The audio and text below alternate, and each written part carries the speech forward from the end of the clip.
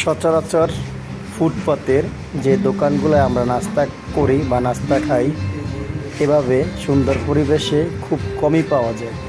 যেমন হাতে hand gloves, মাথায় ক্যাপ এবং পরিষ্কার পাত্রে ভাজা বা খাবার তৈরি করা, এগুলো খুবই কম পাওয়া যায় ফুটপাতের দোকানগুলোয়। কিন্তু আমার কাছে খুব ভালো লাগলো যে ভাইয়াটা ফুটপাতের দোকানদারি করে কিন্তু তার হাতে হ্যান্ড গ্লোভস এবং দীর্ঘমেয়াদী কোনো পোড়া তেল নাই, যেটা হয়তো দুই একবার ভাজা হয়েছে আগে। এই ধরনের তেলে দেখতেছেন তেল, এটা তো মনে হয় একবার ভাজছেন না, এমনি দীর্ঘ পুরনো প্রথম থাকে না। না না, আমার এখানে কোনো পুরো তেল নেই। আজকে যেমন আজকে যদি 5 কেজি আনি, কালকে আজকে আর 1 কেজি থাকে যায়, তাহলে আমি আগামীকালকে আবার 1 কেজি কমাবো, তাহলে আমি একটু থাকবো। এটা করছে একবার ফ্রেশ দেখেন, দীর্ঘ পোড়া কোনো তেল নাই।